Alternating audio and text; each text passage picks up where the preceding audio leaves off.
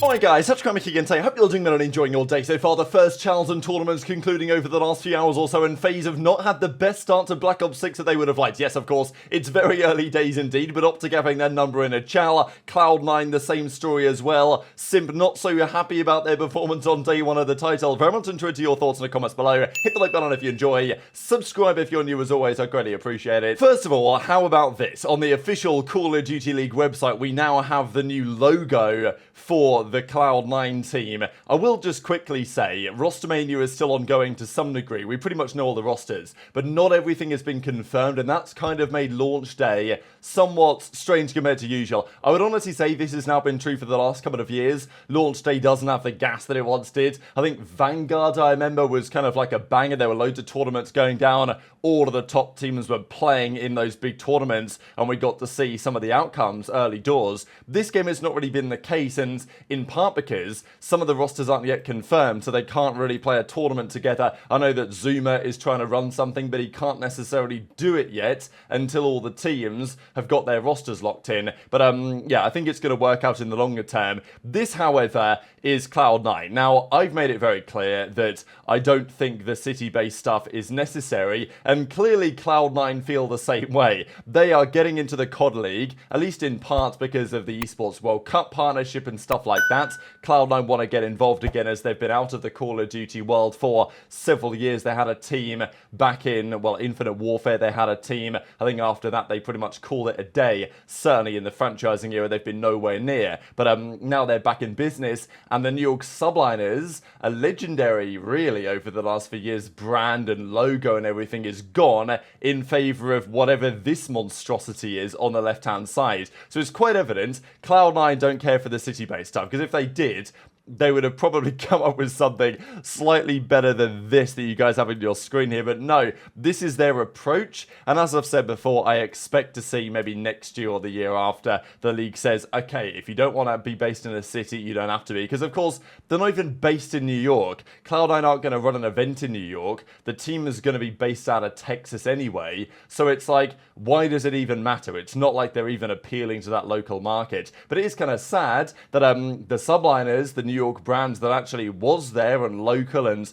you know, they were going to call themselves the Pizza Rats or whatever, right? Like, the intention was for it to be a New York brand, and to some degree it was. People living in New York, they did tend to support the Subliners. Unfortunately, there was only one opportunity for an event there, and then the year after it got cancelled for various dramas. But it is a shame that that brand is dead, and we have this instead. How do I even describe this logo? I mean, it is just the Cloud9 logo, and they've just put NY here because they were like, well, I guess like we're gonna do something that maybe is the best approach. It's pretty ugly if that's actually what they're going for. But like, I can't really imagine that it's going to be too much of a problem. People are just going to call them Cloud9, I'd imagine, at the end of the day. But let's talk about some of the kickoffs, of course. So day one, the 24-hour streams were underway. Formal was grinding, of course, as well. There are a few tournaments that went down. The Ravens guys did pretty well day one. Of course, on paper, with Slasher there and TJ there, the rest of the team, of course, is Gwinn and Vivid. That should be, on paper, an excellent search and destroy team, right? They should be really good in search. And day one, as Slasher says, won the 2v2 and the 4v4 kickoffs tonight. 1600 smackaroonies on day one.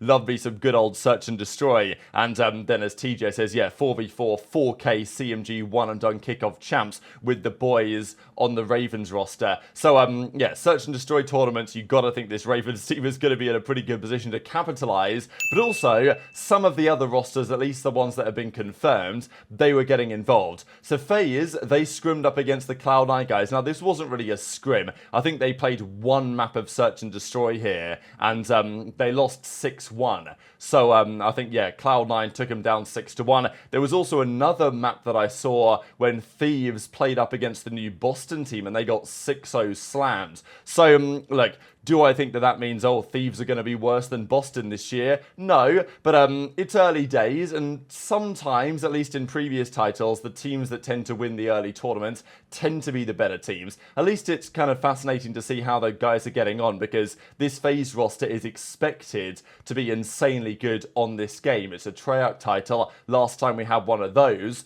we know what they did for the majority of the season. They dominated absolutely everything. Drazah was around back then. He was on the Los Angeles Thieves Thieves kind of just making his name in the league, but Simp, aBeZy, Cell dominated the whole season with Arcetes. So there's been a lot of optimism that the FaZe boys, or from the FaZe boys as well, they're going to be super back in business this season. But of course, Cloud9 in this one took them down. I think they only just played one map at the end. And then there was a chow between OpTic and FaZe. So this is what it's all about, right? OpTic versus FaZe. They had a big rivalry the most recent season. FaZe generally won against OpTic when they played head-to-head, but the big tournament, OpTic won at the World Championship, and the second biggest tournament, FaZe won at the World Cup. So on paper, these two teams are going to be doing battle again for the upcoming season. Thieves will be in that conversation as well, you would think on paper. But some very entertaining and interesting clips coming out of this one, right? So I'll share a few of them for you guys here in a second. This 1 versus 3 from Cellium was pretty disgusting against the OpTic guys. So yeah, he's defending the bomb site here. Now, the maps are still a question. We're obviously going to talk about that later on today, but a pretty disgusting 1 versus 3 here from Cell. On the protocol map, right? And, you know, still finding good maps for search and destroy, and certainly for respawn in this game, has potentially proved to be something of a challenge, and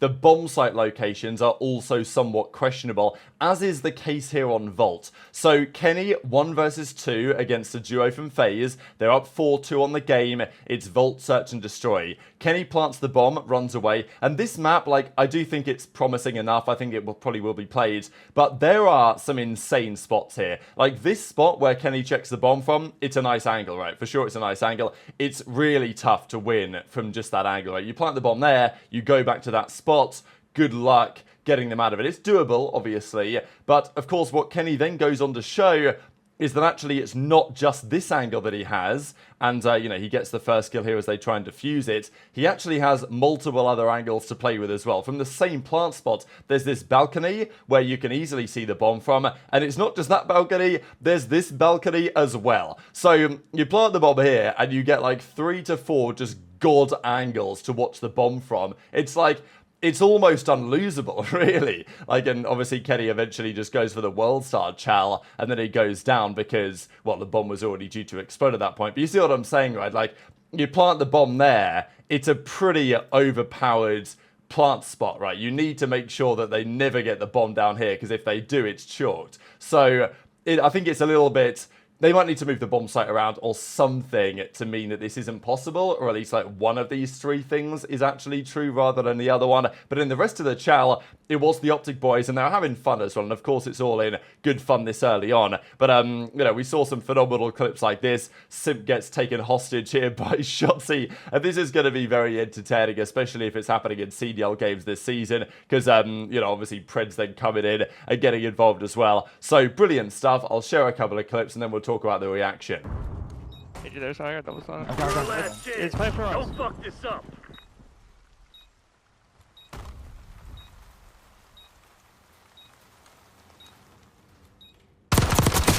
Only one enemy standing. Find him. Let's go, baby. Let's go. That sloppy shit won't cut it for that. Let me do that. Take zone watching like mid too. Yeah, I can just like look over that. Think about that. Probably double camping. Sound hard. Can you go back to like the house behind you? Yeah. And play clutch.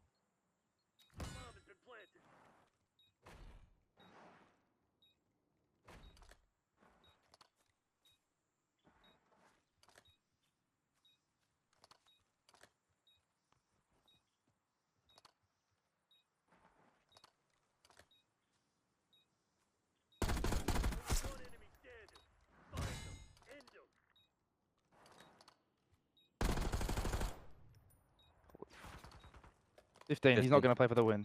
He legit plays as me. Oh, that is broken. Jesus. Damn. But he almost killed you, but damn, dude, the way you just checked from 5 unwinnable spots. Dude.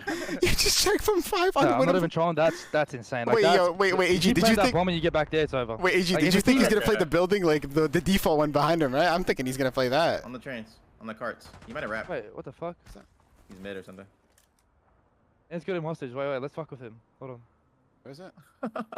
Wait, what the fuck? This looks so trolly. Like. Oh, fuck it is. Oh my god. Why does it not say anything, bro? Bro, it doesn't say a word. You okay? I'm snaking back. I was looking at your screen. You're getting turned. And he's like, he got him. And then all I hear is AG say, yo, he's got him in the. I'm like, what? It's so stupid, bro. So they played a couple of maps to search and destroy. OpTic came out on top 2-1. Then they won a re-chal, and then they won it again, basically, right? So they played a couple of, series, really. Best of 3 chals. OpTic versus FaZe. OpTic won 2-1 the first time, and then they won 2-1 again the second time around. So far, FaZe, OpTic, of course, have their number. It's, of course, very much so early days as it stands. But as Simp says, got rinsed all night, we go again tomorrow. So, this is probably quite unusual for the FaZe guys to start a day 1 of the game, and they're kind of getting slapped around a little bit by Cloud9, by OpTic, by whoever else they played, not having the success in some of the opening tournaments that they would like. But the game's in an interesting spot right now. Obviously, the map set, exactly what the pros are going to come up with, that's an interesting question. As I say, we'll discuss that in some detail later on today. There was also this other clutch as well here from Dashy up against the Ravens. Here we are on Vault again. So, but this, of course, is, well, from a search and destroy perspective on the other bomb site. And Dashy's in a 1 versus 2, seemingly kind of unwinnable, really. But once the nade comes through, and then there's 12 seconds on the clock, questionable chal to say the very least here from Slasher, but he manages to get the defuse in somehow. Like, I think Slasher probably thought that he'd won it because there was no way he could defuse it in time, but no, 0.0 on the clock, he gets that one through. And I know that many of you guys have been wondering, okay, what class is Dashy using, because his XM4 tends to rip pretty hard. This is what we currently understand. So yeah, over at the Breaking Point site, we have the breakdown of all the weapon classes for the first couple of days. This is Simp's XM4, and it's, well, there's some similarities and some differences between Dashy's XM4. Some of, the recoil springs tends to be used. The vertical foregrip can be the way to go, but actually Simp doesn't use it. He prefers a barrel option instead, or actually he prefers a muzzle option instead. So yeah, you guys can play around with this, but this is Dashy's approach. Reinforced barrel, vertical foregrip, Kepler micro flex on the OpTic,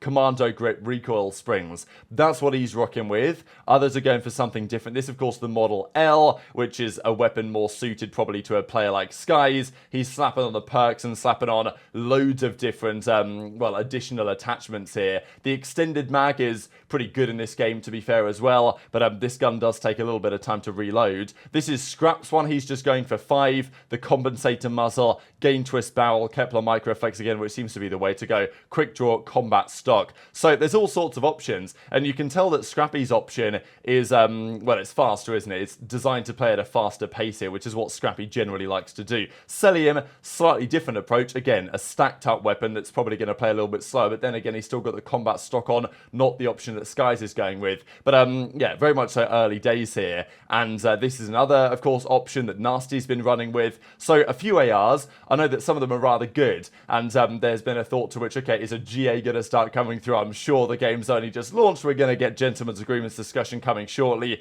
This is what Kremp has been rocking with as well on the GPR 91. So there's all sorts of options right now, and this is even the Tanto 22 caliber that Parasite's been rocking with sometimes, with no stock on it at all. This is Shotzzy's PP, like, is it the Bison, basically? Yeah, it looks like the Bison to me. And HyDra has a similar class, but with the fast mag on instead. So that's pretty much where we are for now. Feel free to have a look at this article, check it out, see what you guys want to or would like to use. Very much interested to your thoughts as ever in the comments below. Hit the like button if you enjoyed, subscribe if you're new, take care, and I'll see you next time. I have 130 creds, like, what the fuck, dude? Dude, throw me some. Wait, can I actually, like, transfer? Like, I might actually have to fuck that up, like...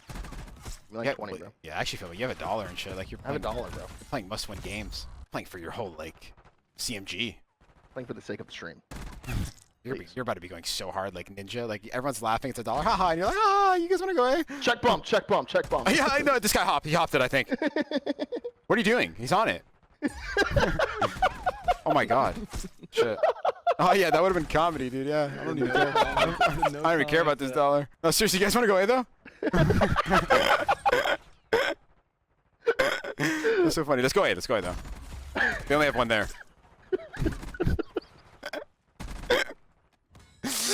Oh my god. Oh my god, you're a fucking idiot.